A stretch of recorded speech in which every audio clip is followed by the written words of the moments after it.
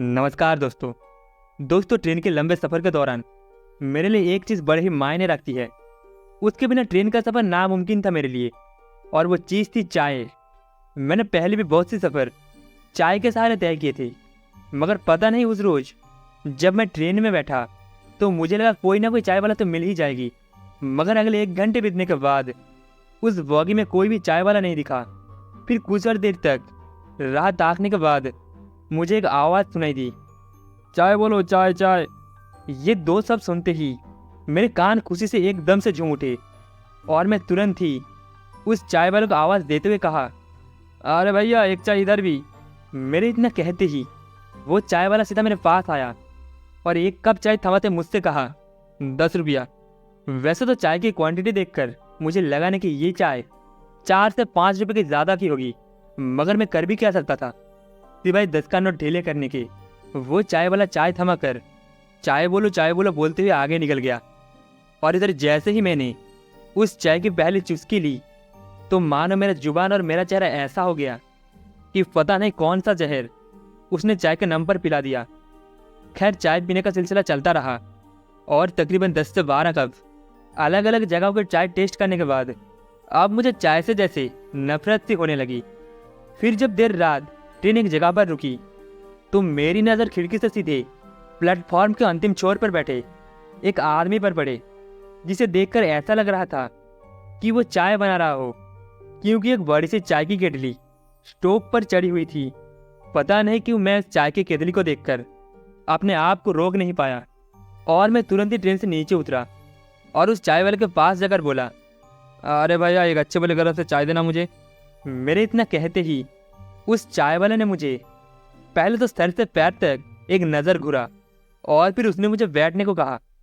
फिर इस पर मैंने उस आदमी को जवाब देते हुए कहा, अरे नहीं नहीं, मेरे पास इतना टाइम नहीं है, मेरी ट्रेन कभी भी खुल जाएगी, आप चाय दे दो बस, मैं ट्रेन में ही पी लूँगी। मेरे इतना कहते ही वो आदमी मेरे लिए कुल्हड़ में चाय निकलने लगा। वो अभी चाय निकल रहा था कि तभी एक आवाज़ आई, अरे कौन है वहाँ पर।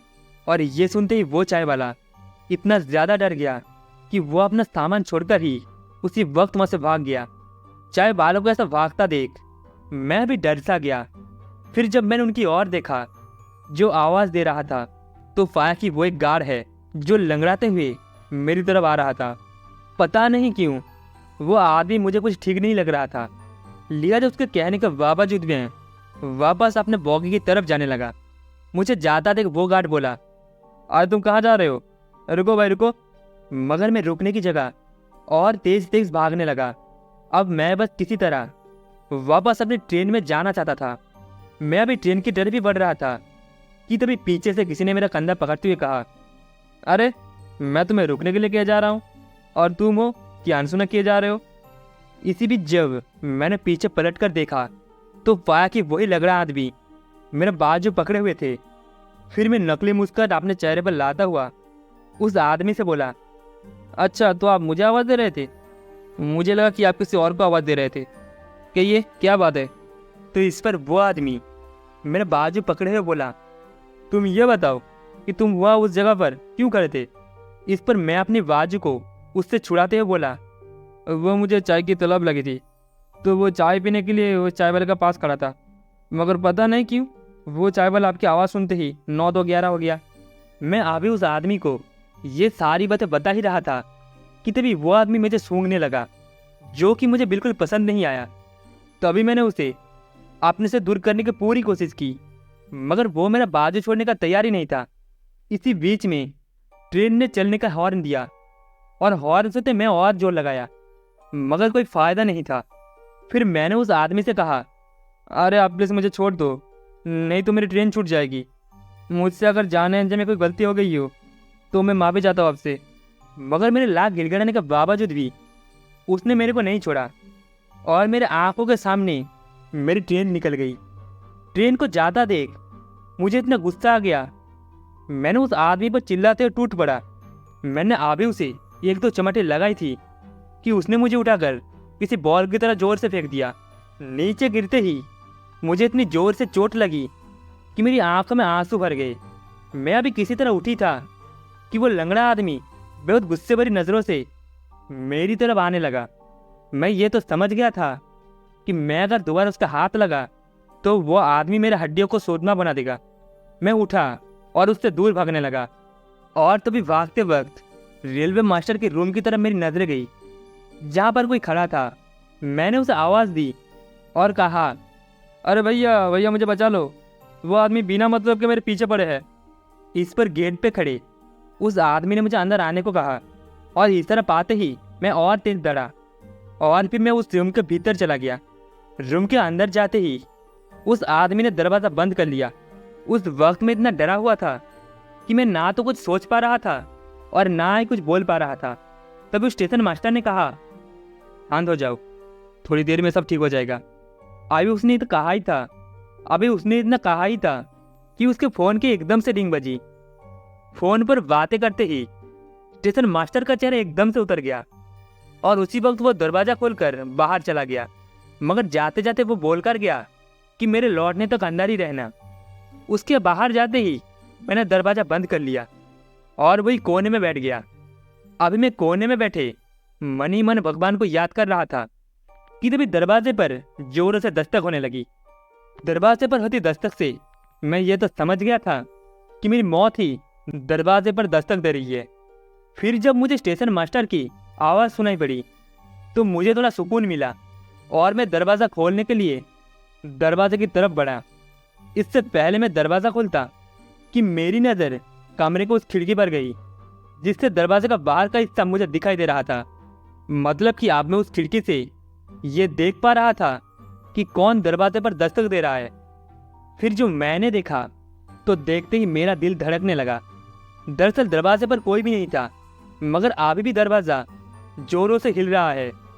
साथ ही मुझे स्टेशन मास्टर की आवाज़ भी लगातार सुनाई दे रही थी। मैं उसी वक्त कमरे में मौजूद बेंच के नीचे जाकर बैठ गया और आंखें बंद कर ली।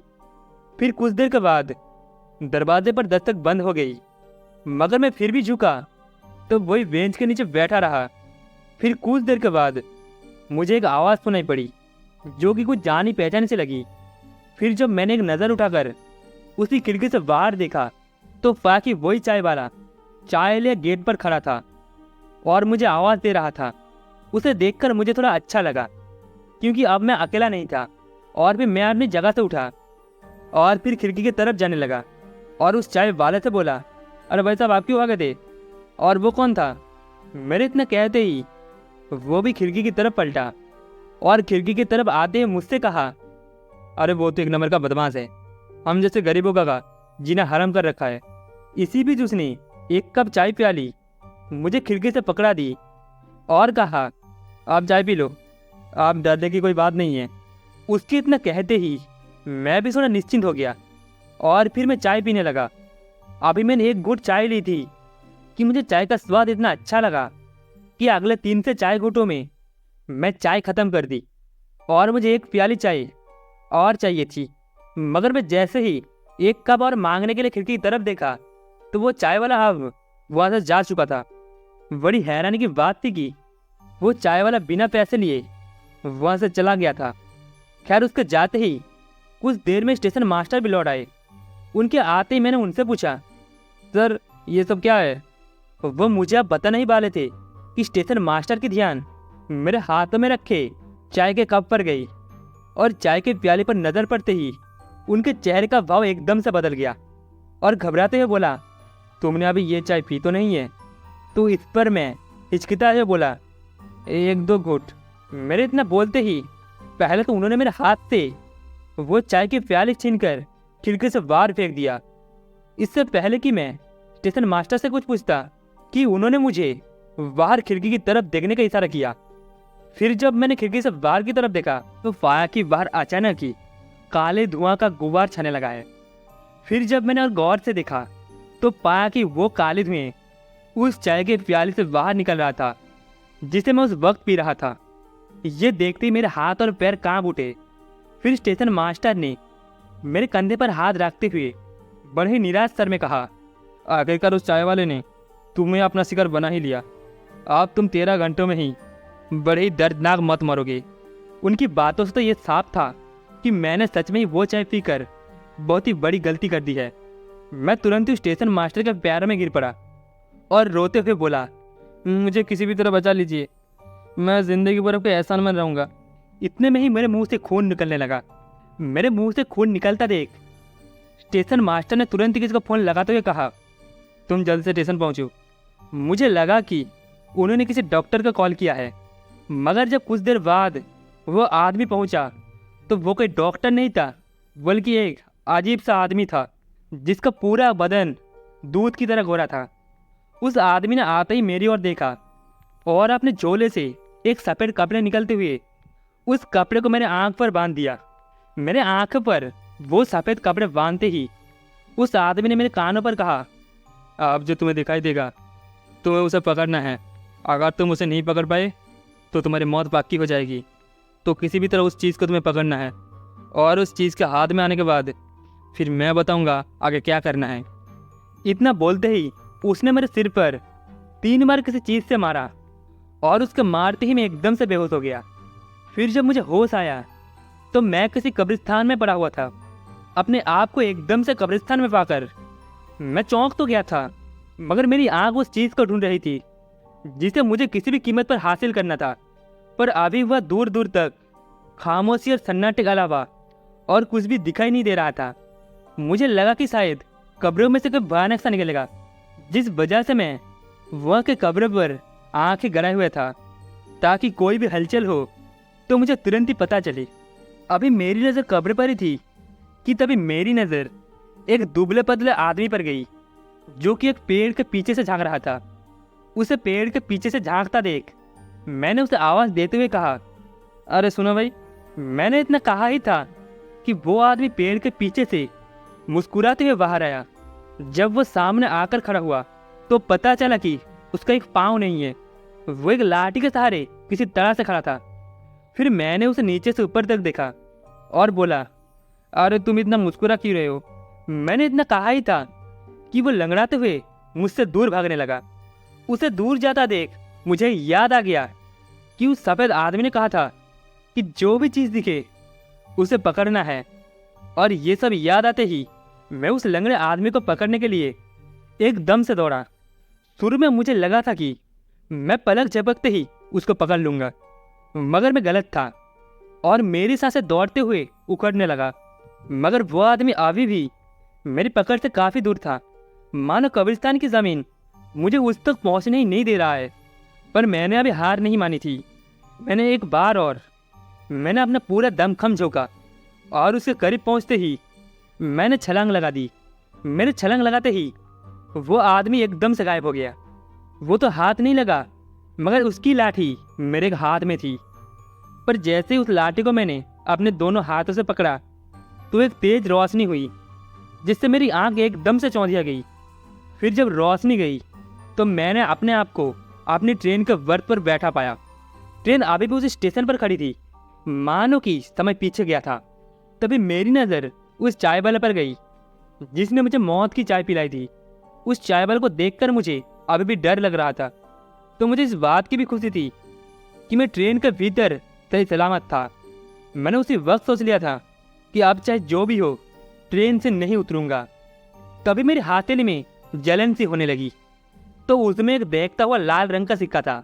मैं इससे पहले उस सिक्के को नीचे फेंकता, तभी मैंने देखा कि वो सफ़ेद आदमी मेरी ट्रेन की खिड़की पर खड़ा मेरी ओर देख रहा था।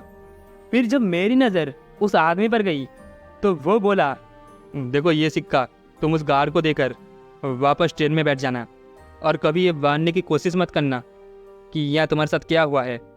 तुम चुपचाप यहाँ से निकल जाना। और इतना बोलते ही वो आदमी गायब हो गया। और उसके गायब होते ही मैं ट्रेन से उतरा और उस गार्ड को ढूंढने लगा। काफ़ी ढूंढने के बाद वो मुझे ट्रेन के सबसे पिछले वाली बॉगी के पास खिड़की में झांकता हुआ दिखा। मैं उसे देखते ही उसकी तरफ दौड़ा और उसके हाथ में वो सिक्का थमाते ही मैं बिना उसकी चेहरा देखे मैं वापस अपने बॉगी में जाकर बैठ गया। फिर कुछ ही देर में ट्रेन वहाँ से निकल गई और ट्रेन के निकलते ही मुझे बहुत राहत मिली। उस रात का सफ़र काफ़ी खौफनाक रहा। आज भी मेरे हाथों के हथेली पर उस सिक्के का निशान बना हुआ है जिस पर कुछ अलग सी भाषा में कुछ लिखा हुआ है। मैं अक्सर उस निशान को देखकर ये सोचता हूँ, आखिर वो चाय वाला और वो गार्ड और वो सफ़ेद आदमी कौन थे, उनकी क्या कहानी है। मगर मैं ये जानने की हिम्मत नहीं जुटा पा रहा, क्योंकि मैं फिर से मुसीबत में नहीं पड़ना चाहता हूँ। तो दोस्तों, इस कहानी में इतना ही। कहानी आपको कैसी लगी कमेंट में बताना। कहानी आपको अच्छी लगी हो तो वीडियो को एक लाइक एंड चैनल को सब्सक्राइब जरूर से कर देना। मिलते हैं अगली कहानी में।